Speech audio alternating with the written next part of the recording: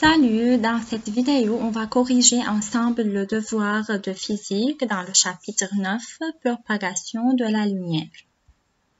On va commencer par l'activité 9 de 1 à la page 125. Nous traçons un rayon SI d'une source lumineuse vers la surface réfléchissante d'un miroir. Il se réfléchit comme le montre la figure. Voilà, c'est la figure, c'est le miroir. Ce qui est pointillé, c'est N', c'est la normale qui est perpendiculaire au miroir. SI, c'est le rayon incident. IR, c'est le rayon réfléchi. I, c'est l'angle d'incidence formé par le rayon d'incidence et la normale. R, c'est l'angle de réflexion formé par la normale et le rayon réfléchi. Mesurer l'angle d'incidence I. Pour mesurer un angle, qu'est-ce que je dois utiliser? Il faut utiliser un rapporteur. Voilà, c'est le rapporteur. Pour mesurer l'angle d'incidence, c'est cet angle I. Je dois mettre le rapporteur sur la normale. Alors, je dois tourner mon rapporteur. Et je dois mettre le rapporteur sur la normale. Et de façon que le centre sera sur le point d'incidence I. يعني كرمال أنا أقدر أقيس الأنجل d'incidence لازم أحط هيدا الرابورتور على النورمال. بيكون جالس على النورمال وبيكون هون السنتر على البوان d'incidence بهيدا الشكل. Voilà. Maintenant, je peux mesurer. Je commence par le 0 ici. 0, 10, 20, 30. Alors, l'angle d'incidence, c'est 30. Dans ce cas-là, c'est 30. Alors, angle d'incidence I égale 30 degrés. Partie 2. Mesurer l'angle de réflexion R.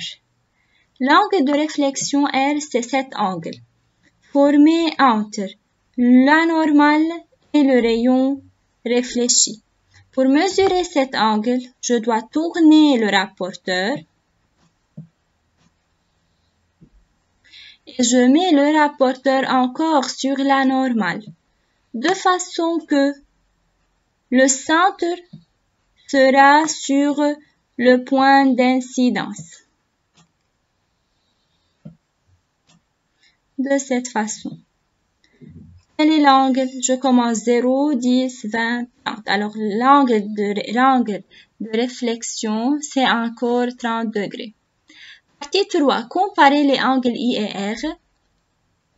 Ils sont égaux, puisque I 30 et R 30.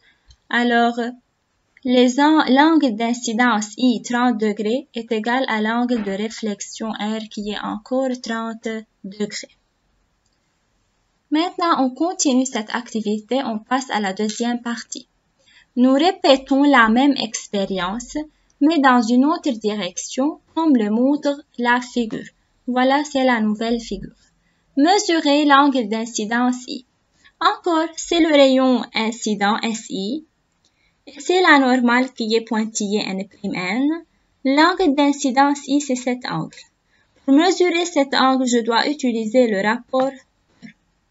Je dois mettre le rapporteur sur la normale. Alors, je tourne le rapporteur. Et le centre doit être sur le point d'incidence. Et sur le sommet de cet angle. Voilà.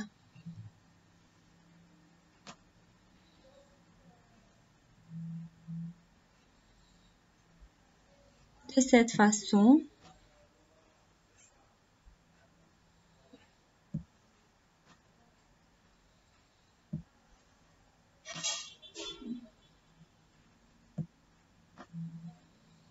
Voilà.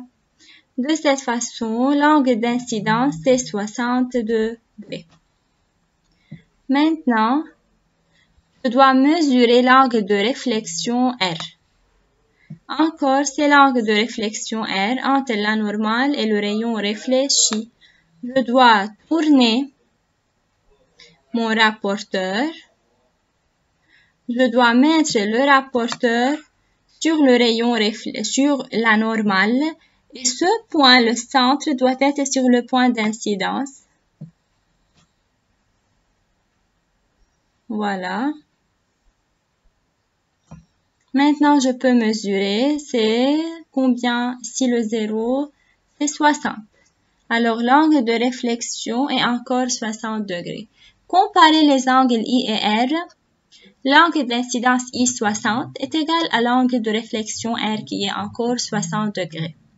En déduire une relation entre l'angle d'incidence et l'angle de réflexion.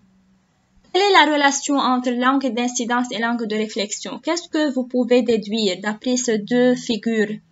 On peut déduire que toujours l'angle d'incidence égale angle de réflexion.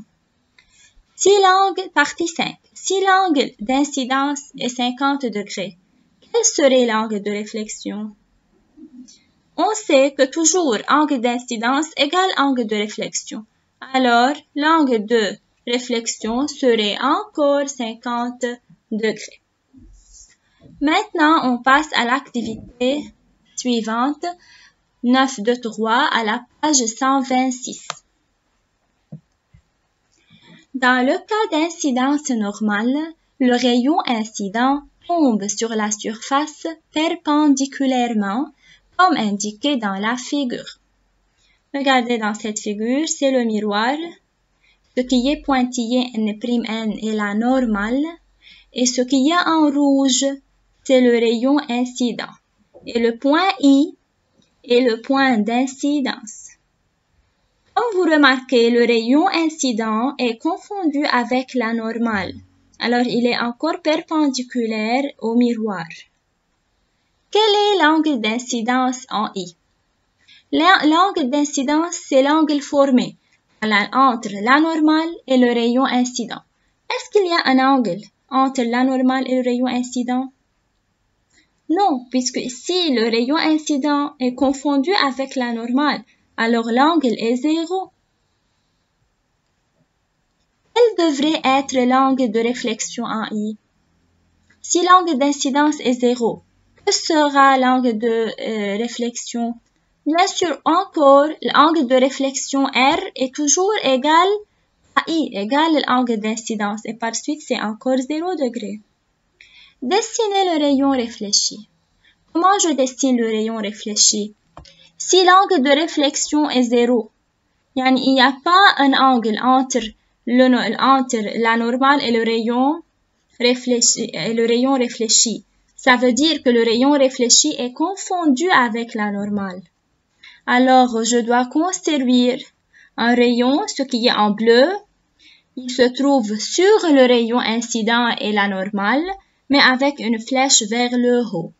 Ça veut dire que ce rayon se réfléchit vers le haut. Que pouvez-vous dire à propos des rayons incidents et réfléchis? Partie 4. Qu'est-ce qu'on peut dire de rayons incidents et réfléchis? Le rayon en rouge et le rayon en bleu. Les deux sont confondus. Écrire, partie 5. Écrire une phrase qui explique le cas d'incidence normale.